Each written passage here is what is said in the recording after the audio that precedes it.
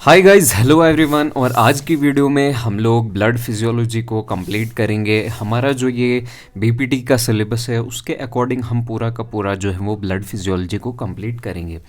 सबसे पहले अगर हम लोग देखें कंपोजिशन ऑफ ब्लड में, कंपोजिशन ऑफ ब्लड जो है हमारा ब्लड को अगर हम लोग एक ट्यूब के अंदर लें तो उसमें 55% जो है वो हमारा येलो कलर फ्लूइड होता है जिसको हम लोग प्लाज्मा कहते हैं। ये 55% होता है। उसके अलावा 45% उसमें हमें आरबीसी देखने को मिलती है और 1% हमें जो है वो प्लेटलेट्स देखने को मिलता है, या डब्ल्यूबीसी और प्लेटलेट्स जो है वो 1%। अगर हम लोग देखें सबसे पहले लिक्विड पार्ट ब्लड में, तो उसमें हमारा जो प्लाज्मा है वो 55% है। अब इस प्लाज्मा में हमारे पास वाटर भी प्रेजेंट है, इसके अलावा इसमें प्रोटीन्स प्रेजेंट है। प्रोटीन में एल्बुमिन, ग्लोबुलिन, फिब्रिनोजन प्रेजेंट है। उसके अलावा इस प्लाज्मा में जो है न्यूट्रिएंट्स प्रेजेंट हैं, ग्लूकोज, अमाइनो एसिड और विटामिन्स। इसके अलावा हार्मोन्स भी प्रेजेंट है और इलेक्ट्रोलाइट्स जैसे सोडियम, पोटाशियम, कैल्शियम, बाइकार्बोनेट्स, ये सब जो है वो प्रेजेंट है। और वेस्ट प्रोडक्ट यूरिया, CO2 वगैरह प्रेजेंट है। अगर हम फॉर्म्ड एलिमेंट्स, जो ये 45% फॉर्म्ड एलिमेंट्स है, उसमें आता है हमारा red blood cell, white blood cell और प्लेटलेट्स। रेड ब्लड सेल्स जो है वो इनको एरिथ्रोसाइट भी कहते हैं। ये सबसे ज़्यादा मोस्ट एबंडेंट सेल्स प्रेजेंट होते हैं। इनमें हीमोग्लोबिन प्रेजेंट होता है। इसके अलावा इनका फंक्शन जो है वो transport oxygen to tissues and carbon dioxide away. अगर हम लोग आरबीसी देखें, ये हमारी अगर आरबीसी है, इस आरबीसी के अंदर क्या प्रेजेंट होता है? हीमोग्लोबिन। और ये हीमोग्लोबिन जो है वो 2 अल्फ़ा और 2 बीटा चेन्स से मिलकर बनता है। ठीक है, ये हीमोग्लोबिन कैरी करता है किसको? ऑक्सीजन को कैरी करता है और CO2 को वहाँ से टिश्यूज से लेता है। वाइट ब्लड सेल इसी तरीके से होती हैं, ये कम होती हैं एज़ कम्पेयर टू आरबीसीज और सेवरल टाइप्स की होती है। इनका जो निमोनिक्स है आप याद रख सकते हैं, नेवर लेट मंकी ईट बनाना। ये सीक्वेंस जो है वो इनका है, इसी तरीके से आप याद रख सकते हैं। Never say neutrophils, lymphocytes, monocytes, eosinophils और बेसोफिल्स, ये इनकी टाइप्स होती है बेस्ड अपॉन द। इनमें से जो है कुछ ग्रैनुलोसाइट्स होते हैं और कुछ ए ग्रैनुलोसाइट्स होते हैं। न्यूट्रोफिल्स, यूसिनोफिल्स और बेसोफिल्स जो है वो ग्रैनुलोसाइट्स होते हैं और मोनोसाइट और लिम्फोसाइट जो वो ए ग्रैनुलोसाइट्स होते हैं। इनका फंक्शन क्या होता है डब्ल्यूबीसी का? कि ये इन्फेक्शन से हमारी बॉडी को बचाते हैं और फॉरेन सब्सटेंस से बचाते हैं। उसके अलावा होते हैं नेक्स्ट थ्रोम्बोसाइट्स या प्लेटलेट्स। ये सेल्स के फ्रेगमेंट्स होते हैं जो कि ब्लड में प्रेजेंट होते हैं। अगर हम देखें प्लेटलेट्स का फंक्शन जो है, अगर हम लोग प्लेटलेट्स का फंक्शन देखें, प्लेटलेट्स हमारी फंक्शन करते हैं, प्लेटलेट्स हमारे फंक्शन करते हैं helps in the clotting of the blood, blood के क्लॉटिंग में फंक्शन करते हैं। Now let's talk about the function of the blood. Blood का फंक्शन क्या होता है? ये जो हमारा ब्लड प्रेजेंट होता है ब्लड कैपिलरीज के अंदर, ठीक है, इसका फंक्शन क्या होता है? ये अगर हमारा ब्लड प्रेजेंट है और यहाँ पे हमारा टिश्यू प्रेजेंट है, इसका काम क्या है? सबसे पहले ऑक्सीजन कैरी करना। ये ऑक्सीजन लेके आएगा और किसको देगा? ये O2 जो है वो टिश्यूज़ को देगा हमारा ऑक्सीजन। न्यूट्रिएंट्स CO2 जो है वो टिश्यूज़ से लेगा और न्यूट्रिएंट्स प्रोवाइड करेगा डाइजेस्टिव ट्रैक्ट में, जो इसने अब्जॉर्व किए वो टिश्यूज़ को देगा, हार्मोन्स देगा और वेस्ट प्रोडक्ट्स जो है वो किडनी तक पहुंचाएगा और लंग्स तक पहुंचाएगा। इसके अलावा ये रेगुलेट करता है, हमारा ब्लड रेगुलेट करता है बॉडी टेम्परेचर को मेंटेन करता है, पीएच को मेंटेन करता है, फ्लूइड और इलेक्ट्रोलाइट बैलेंस करता है। इसके अलावा ये प्रोटेक्शन करता है, क्लॉटिंग जो हमारा है वो प्लेटलेट्स करवाते हैं, तो क्लॉटिंग जो है वो ब्लड लॉस से हमें बचाते हैं। डब्ल्यूबीसी जो है वो पैथोजन से फाइट करते हैं। एंटीबॉडीज़ एंड इम्यून रिस्पॉन्स जो है वो हमारी इन्फेक्शन वगैरह के लिए इंपॉर्टेंट होता है, उसमें हेल्प करता है हमारा ब्लड। उसके अलावा अगर हम लोग बात करें, जो हमने प्लाज्मा देखा, प्लाज्मा की कंपोजिशन को अगर हम लोग बात करें, हमने बोला जो हमारा प्लाज्मा था उसमें 90 to 92% जो है वो वाटर प्रेजेंट है। वो एक्ट करता है as a solvent. Water is a universal solvent, helps to transport substance को ट्रांसपोर्ट करने में हमारा हेल्प करता है वाटर, और मेंटेन करता है बॉडी के टेम्परेचर को। प्लाज्मा में 7 से 8% जो है वो हमारे प्रोटीन्स भी प्रेजेंट होता है इनको हम याद रख सकते हैं AGF, जिस तरीके से हमारी मूवी है KGF उस तरीके से AGF, एल्बुमिन, ग्लोबुलिन, फिब्रिनोजन और small amount of regulatory proteins जैसे एंजाइम्स और हार्मोन्स भी प्रेजेंट होते हैं। इसके अलावा कुछ सल्यूट्स भी जो है वो प्लाज्मा में प्रेजेंट होते हैं। अगर हम लोग बात करें इसके अलावा इलेक्ट्रोलाइट्स जैसे sodium, potassium, calcium, chlorine, bicarbonates भी प्रेजेंट होते हैं। न्यूट्रिएंट्स में ग्लूकोज, अमाइनो एसिड्स और लिपिड्स भी प्रेजेंट होते हैं हमारे प्लाज्मा के अंदर। वेस्ट प्रोडक्ट्स में यूरिया, यूरिक एसिड और बिलीरुबिन। गैसेज O2, CO2 और नाइट्रोजन ये हमारे ब्लड में प्रेजेंट होती हैं। इसके अलावा हार्मोन्स और एंजाइम्स भी प्रेजेंट होते हैं। अगर बात करें फॉर्मेशन ऑफ प्लाज्मा की, तो हमने कहा कि प्लाज्मा में जो है वो 90 to 92% जो है वो वाटर प्रेजेंट है। तो इसका मतलब ये एब्जॉर्ब करेगा वाटर, जो हमने डाइजेस्टिव ट्रैक में हमने खाना खाया, जो हमने पानी पिया, उसको एब्जॉर्ब करके जो है वो हमारा प्लाज्मा बनेगा अलॉन्ग विद न्यूट्रिएंट्स। इसमें न्यूट्रिएंट्स भी होंगे। Plasma proteins are mostly synthesised by liver. Plasma proteins को मोस्ट इंपॉर्टेंट जो है वो कौन लिवर हमारा जो है वो प्रोड्यूस करता है, लेकिन एक्सेप्ट कुछ प्लाज्मा प्रोटीन्स हमारा लिवर नहीं बनाता है, जैसे कि for example immunoglobins. Immunoglobins antibodies होती हैं, ये प्रोड्यूस होती हैं बाय बी लिम्फोसाइट्स या प्लाज्मा सेल्स। बी लिम्फोसाइट्स जो प्रेजेंट होती हैं हमारे, हमने अभी बोला WBCs जो हैं वो उनमें से हमारी लिम्फोसाइट्स भी जो हैं, जो उनमें से भी लिम्फोसाइट्स हैं वो प्रोड्यूस करती हैं हमारे इम्यूनोग्लोबिन्स को। ये भी जो है वो हमारे क्या होते हैं, प्रोटीन्स। कंटिन्यूस एक्सचेंज ओकर between blood and tissues through blood capillaries के थ्रू जो है वो कंटिन्यूस एक्सचेंज होता है ब्लड और टिश्यूज़ का। उसके अलावा अब फंक्शन क्या होता है प्लाज्मा का फंक्शन होता है ट्रांसपोर्ट करना। क्या किस चीज़ को ट्रांसपोर्ट करता है ये, हमारी बॉडी को न्यूट्रिएंट ज़रूरत होती है, न्यूट्रिएंट ट्रांसपोर्ट करेगा, हार्मोन्स ट्रांसपोर्ट करेगा, गैसेज ट्रांसपोर्ट करेगा और waste products urea, uric acid इनको ट्रांसपोर्ट करेगा। इसके अलावा डिस्ट्रीब्यूट हीट ट्रांसपोर्ट, ये हमारा जो प्लाज्मा ये पूरी की पूरी बॉडी के टेम्परेचर को मेंटेन करता है। रेगुलेशन, अब प्लाज्मा हमारा रेगुलेट करता है पीएच को। पीएच ज़्यादा होगा कम होगा वो सब जो है वो बफर एक्शन कौन करता है, हमारा प्लाज्मा। ऑस्मोटिक प्रेशर को मेंटेन करता है या फ्लूइड बैलेंस को जो है वो मेंटेन करता है कौन, हमारा जो है वो plasma. Helps regulate body temperature को भी मेंटेन करता है। इसके अलावा प्रोटेक्शन करता है हमारे किसमें, प्लाज्मा प्रोटीन जो है वो एंटीबॉडीज़, कॉम्प्लीमेंट, सपोर्ट इम्यूनिटी को सपोर्ट करते हैं हमारे plasma protein. Clotting factors helps prevent blood loss. इसके अलावा प्लाज्मा जो हमारे क्लॉटिंग फैक्टर्स जो हमारे ब्लड में प्रेजेंट है वो हेल्प करते हैं हमारे किसमें, ब्लड लॉस में। प्लाज्मा प्रोटीन्स की अगर हम लोग बात करें तो 3 हमने बोला, AGF, एल्बुमिन, ग्लोबुलिन और फिब्रिनोजन। एल्बुमिन सबसे ज़्यादा एबर्डेंट होते हैं, 60% के आसपास जो है वो ये प्रेजेंट होते हैं, और इसके अलावा 36% जो है वो के आसपास ग्लोबुलिन प्रेजेंट होते हैं। उसके अलावा 4% के आसपास जो है वो फिब्रिनोजन प्रेजेंट होते हैं। एल्बुमिन हमारे हेल्प करते हैं ऑस्मोटिक प्रेशर को मेंटेन करने में। एल्बुमिन ऑस्मोटिक प्रेशर का मेंटेन करने का मतलब होता है कि अगर हमारे ब्लड में एल्बुमिन प्रेजेंट है तो ये एल्बुमिन जो है वो हमारा ब्लड जो है वो O2, CO2 वगैरह चीज़ों को बाहर फेंकता है, न्यूट्रिएंट्स को बाहर फेंकता है। तो अगर कंटिन्यूसली जो है वो ये चीज़ें ब्लड से बाहर निकल गई तो हमारा ब्लड तो एक ही दिन में ख़त्म हो जाएगा। तो एल्बुमिन क्या करता है, ये सब चीज़ों को रीअब्जॉर्व करने में हेल्प करता है। इस तरीके से ऑस्मोटिक प्रेशर जो है वो मेंटेन रहता है हमारे ब्लड का। इसके अलावा एल्बुमिन हेल्प करता है transportation of fatty acid, bilirubin, hormones और ड्रग्स में। फैटी एसिड, बिलीरुबिन, हार्मोन्स और ड्रग्स के ट्रांसपोर्ट में हेल्प करता है। इसको याद रख सकते हैं, FBHD ये ट्रांसपोर्ट करता है हमारा albumin. FBHD fatty acid, bilirubin, hormones और ड्रग्स। इसके अलावा अगर हम लोग देखें नेक्स्ट हमारा जो है वो ग्लोबुलिन है, जो 36% के आसपास हमारे ब्लड में प्रेजेंट होते हैं। ये प्रोटीन है albumin, globulin and fibrinogen. Albumin हमने देखा, अब हम ग्लोबुलिन देखेंगे। इसका रोल होता है अल्फ़ा एंड बीटा ग्लोबुलिन्स जो है वो लिवर में प्रोड्यूस होते हैं। ये ट्रांसपोर्ट करते हैं लिपिड को, विटामिन्स को और मेटल्स को। इसके अलावा गामा ग्लोबुलिन्स जो होते हैं ये इम्यूनोग्लोबिन्स होते हैं। ये प्रोवाइड इम्यून डिफेंस प्रोवाइड करते हैं हमारी बॉडी को।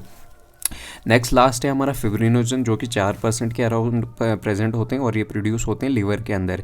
ये कन्वर्ट करते हैं फिब्रिन को फिब्रिनोजन में कन्वर्ट करते हैं।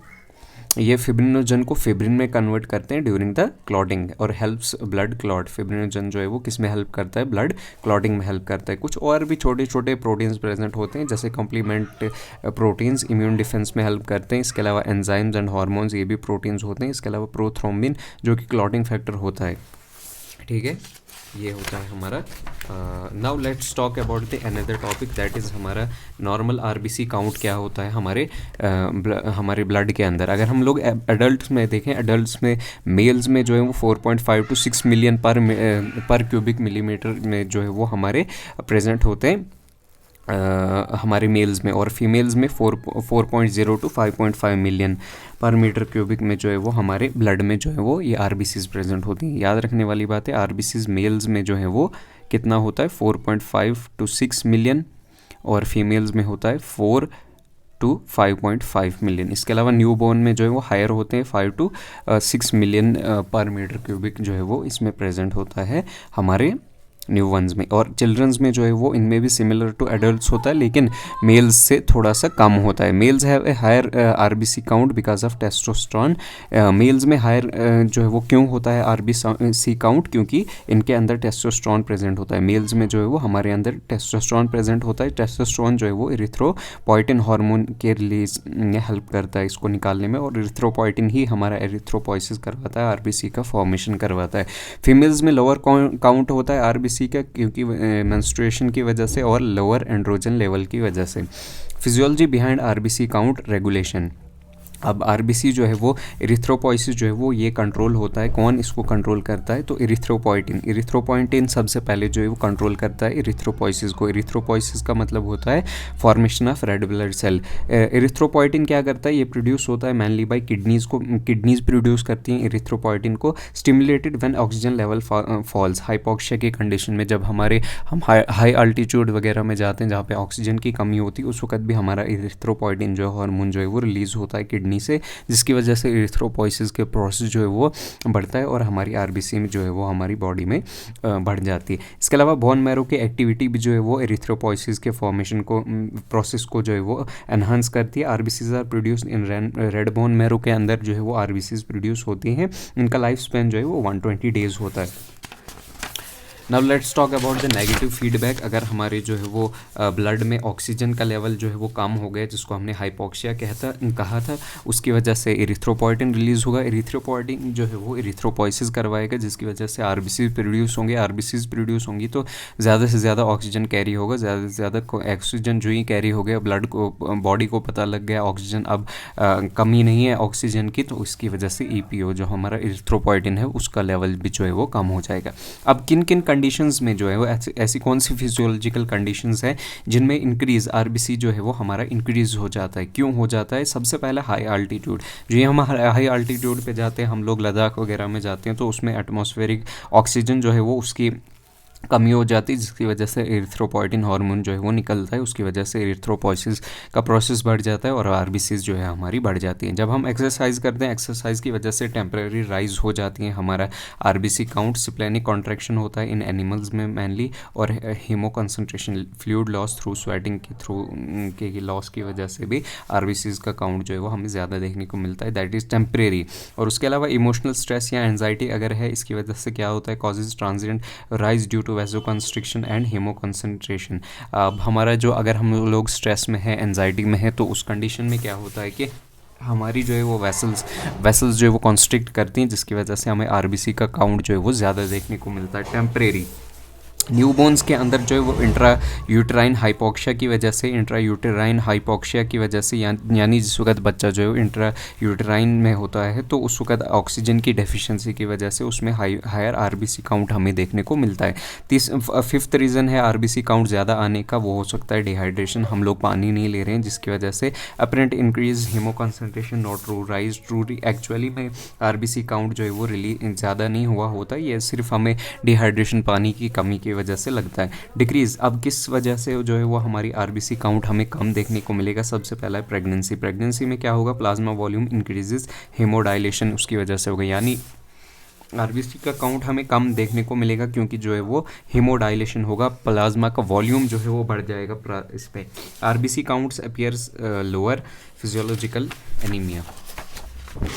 Now let's talk about after acute blood loss. अगर हमारा ब्लड जो है वो कंटिन्यूसली अगर हमारा ब्लड जो है वो बॉडी से कंटिन्यूसली लॉस हो रहा है, उसकी वजह से भी जो है वो आरबीसी का काउंट जो है वो डिक्रीज़ हो सकता है। ओवर हाइड्रेशन, अगर हमने बहुत ज़्यादा पानी पी लिया है उसकी वजह से हमें जो है वो इसमें जो है वो ज़्यादा देखने को मिलेगा, हमें आरबीसी का काउंट जो है वो कम देखने को मिलेगा। एल्डरली, ओल्ड एज में जो है वो obviously reduced bone marrow activity होती है, जिसकी वजह से आरबीसी का जो है वो फॉर्मेशन जो है वो कम हो जाता है। पैथोलॉजिकल कंडीशंस, कुछ बीमारियां हो सकती है। इंक्रीज्ड आरबीसी को हम लोग बोलते हैं पॉलीसाइथीमिया। ये जो है वो पॉलीसाइथीमिया बोलते हैं जब हमारी आरबीसी का काउंट जो है वो इंक्रीज़ हो सकता है। अगर हमें क्रॉनिक लंग डिजीज़ है उस कंडीशन में आरबीसी का काउंट ज़्यादा देखने को मिलेगा। हार्ट डिजीज़ है कोई हमारी, तो उसमें भी आरबीसी का काउंट ज़्यादा देखने को मिलेगा। ट्यूमर इंक्रीजिंग, ऐसा कोई ट्यूमर जो एरिथ्रोपॉइटिन हार्मोन को ज़्यादा रिलीज़ करवा रहा है, उस कंडीशन में भी आरबीसी ज़्यादा देखने को मिलेगी। अब अगर आरबीसी का काउंट कम हो गया तो उस कम कंडीशन को हम लोग बोलते हैं एनीमिया। अगर आरबीसी का काउंट या हीमोग्लोबिन का काउंट जो है वो कम आया तो उसको एनीमिया कहते हैं। ये हो सकता है आयरन की डेफिशिएंसी की वजह से, विटामिन B12 की डेफिशिएंसी की वजह से, फोलेट डेफिशिएंसी की वजह से, बोन मैरो फेलियर, अगर बोन मैरो में कोई डेफिशिएंसी है तो उसकी वजह से भी जो है वो आरबीसी काउंट जो है वो हमें कम देखने को मिल सकता है। हिमोलिसिस और क्रॉनिक डिजीज़ के अंदर भी हमें जो है वो आरबीसी का काउंट जो है वो कम हमें देखने को मिल सकता है। उसके अलावा अगर हम लोग अब बात करें एरिथ्रोपॉइसिस क्या होता है, what is एरिथ्रोपॉइसिस।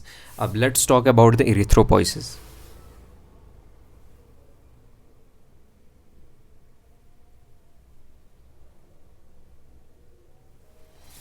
Now what is erythropoiesis. Erythropoiesis का मतलब होता है, erythropoiesis the formation of red blood cell. Red blood cell हमारी बोन मैरो में बनती है, उसी प्रोसेस को हम लोग कहते हैं erythropoiesis from stem cell. Stem cell सबसे पहले होती हैं जो कि फॉर्मेशन करती हैं हमारे किसका, रेड ब्लड सेल को मैच्योर करने में सबसे पहला स्टेप जो है वो स्टेम सेल्स का होता है in the red bone marrow.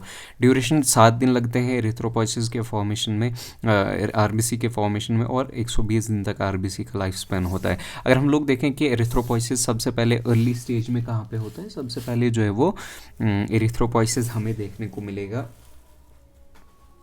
सबसे पहले एरिथ्रोपॉइसिस अगर हम लोग अर्ली फर्टाइल लाइफ में, अगर हम लोग जो बच्चा माँ के पेट में ही होता है उसमें जो एरिथ्रोपॉइसिस वो जो यॉर्क सेल में हमें देखने को मिलता है। उसके अलावा मिड फर्टाइल लाइफ में हमें लिवर और स्प्लीन में देखने को मिलेगा आफ्टर 3 to 4 वीक्स, और फिर बर्थ के बाद बोन मैरो में हमें देखने को मिलेगा। बोन मैरो में जो है वो तमाम बोन्स के अंदर हमें एरिथ्रोपॉइसिस नहीं देखने को मिलता है, हमें कुछ ही मेम्ब्रेनस बोन्स जैसे वर्टिब्री, स्टर्नम, रिब्स, इनके अंदर हमें बोन मैरो देखने को मिलता है। इसी में हमें जो एरिथ्रोपॉइसिस देखने को मिलता है। इसके अलावा पेल्विस में, फीमर में और ह्यूमरस में भी हमें देखने को मिलता है हमारा process of erythropoiesis. Now what are the stages of erythropoiesis की स्टेजेस क्या है। स्टेजेस इसकी ये हैं कि सबसे पहले स्टार्टिंग में ही हेमोपोइटिक स्टेम सेल्स सबसे पहले जो है वो बनेंगी, वो कन्वर्ट हो जाएंगी कॉमन माइलॉइड प्रोजेनेटर में। कॉमन माइलॉइड प्रोजेनेटर जो है वो हमारी प्रो इरिथ्रोब्लास्ट सेल में कन्वर्ट होंगी, जिनके अंदर लार्ज न्यूक्लियस होगा लेकिन कोई भी हीमोग्लोबिन नहीं होगा। उसके अलावा प्रो इरिथ्रोब्लास्ट सेल कन्वर्ट हो जाएंगी बेसोफिलिक इरिथ्रोब्लास्ट सेल्स में। बेसोफिलिक ब्लास्ट जो है वो सेल्स जो हैं वो इनमें आरबीसी काउंट ज़्यादा होगा। पॉलीक्रोमेटिक इरिथ्रोब्लास्ट में कन्वर्ट हो जाएंगी हमारी basophilic erythroblastic cells. Polychromatic erythroblastic cells convert हो जाएंगी ऑर्थोक्रोमेटिक सेल्स में। ऑर्थोक्रोमेटिक सेल्स या नोमोब्लास्ट में उनका जो है वो न्यूक्लियस श्रिंक हो जाएगा, एक्सक्लूड खत्म हो जाएगा। उसके बाद ऑर्थोक्रोमेटिक सेल्स जो है वो रेटिकुलोसाइट्स में होंगी, जो कि इंटर करेंगे हमारी ब्लड स्ट्रीम के अंदर। कंटेंस रेजिडुअल आरएनए इनमें होगा। मैच्योर्स, ये जो रेटिकुलोसाइट्स जो हैं वो ये जो है वो मैच्योर होंगी 1 से 2 दिन तक हमारी ब्लड स्ट्रीम के अंदर। उसके अलावा उसके बाद जो है वो 1-2 दिन बाद ये मैच्योर आरबीसी की फॉर्म में कन्वर्ट हो जाएंगे एरिथ्रोसाइट में। ये बाइकॉन्केव शेप की होंगी, इसमें कोई भी न्यूक्लियस नहीं होगा, कोई भी ऑर्गेनेल्स नहीं होंगी। ये हमारी बोन अगर है, ये हमारी अगर बोन है, बोन में जो है वो हमारा रेड बोन मैरो प्रेजेंट है। सबसे पहले हेमेटोपोइटिक स्टेम सेल है। हेमेटोपोइटिक स्टेम सेल कन्वर्ट हो जाएगी कॉमन माइलॉइड प्रोजेनेटर सेल में। कॉमन माइलॉइड प्रोजेनेटर सेल जो है वो प्रो इरिथ्रोब्लास्टिक सेल में। अर्ली स्टेजेस ये हमारी प्रेजेंट है हमारे बोन मैरो के अंदर। इसके अलावा क्या हो जाएंगे, प्रो एरिथ्रोब्लास्टिक सेल्स के अंदर जो है वो लार्ज न्यूक्लियस प्रेजेंट होगा। इसके अंदर नो हीमोग्लोबिन, इसके अलावा कोई भी हीमोग्लोबिन इसके अंदर प्रो एरिथ्रोब्लास्ट सेल में प्रेजेंट नहीं होगा। इसके अलावा ये कन्वर्ट हो जाएंगे बेसोफिलिक एरिथ्रोब्लास्ट सेल में। बेसोफिलिक एरिथ्रोब्लास्ट में हाई आरबीसीज होंगी। उसके अलावा बेसोफिलिक एरिथ्रोब्लास्ट जो है वो पॉलीक्रोमेटिक एरिथ्रोब्लास्ट सेल्स में कन्वर्ट हो जाएंगे। यहाँ पे हीमोग्लोबिन सिंथेसिस होगा।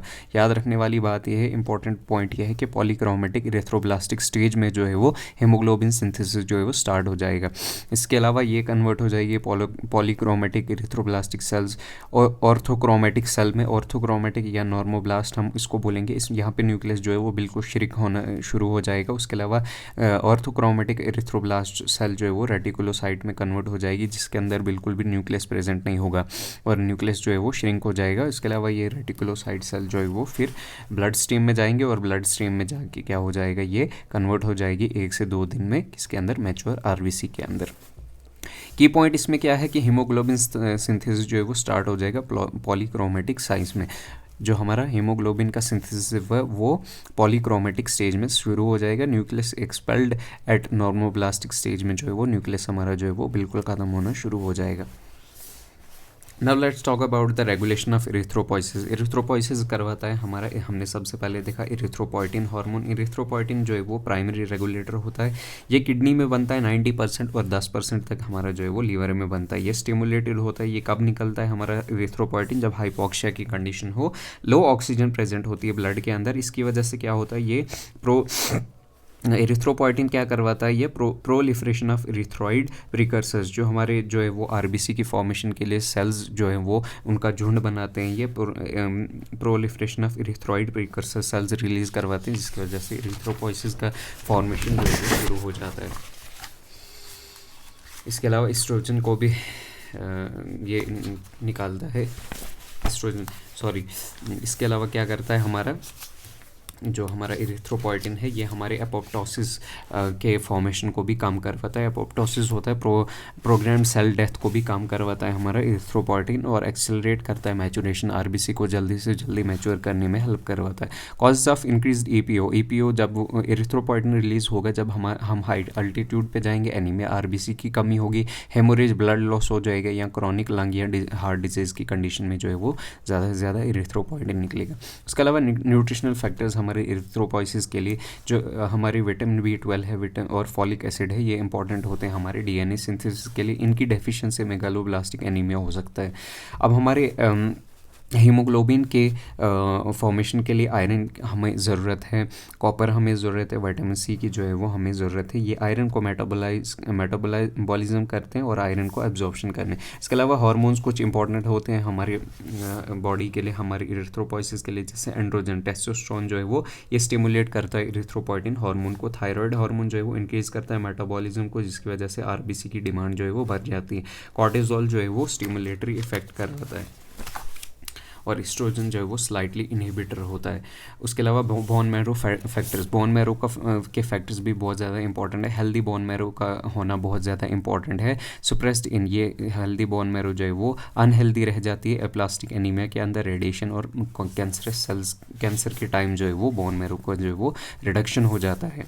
इसके अलावा अगर हम लोग जनरल फैक्टर्स देखें जो कि इरिथ्रोपोइसिस के लिए इंपॉर्टेंट है, वो ऑक्सीजन की अवेलेबिलिटी है, एडिक्वेट अमाइनो एसिड्स होनी चाहिए, नॉर्मल लिवर का फंक्शन होने चाहिए, और किडनी भी जो है वो नॉर्मली फंक्शन करनी चाहिए। इसके अलावा अगर हम लोग इनहिबिटर्स ऑफ इरिथ्रोपोइसिस की इनहिबिशन जो है वो कौन कौन करवाता है, इन्फेक्शन जो है वो इसकी वजह से इरिथ्रोपोइसिस का प्रोसेस जो है वो ख़त्म हो सकता है। क्रॉनिक डिजीज़ की कंडीशन में, रीनर फेलियर की कंडीशन में अगर हमारी किडनी जो है वो अच्छे से नहीं काम कर पा रही है तो लेस ईपीओ निकलेगा इरिथ्रोपोइटिन।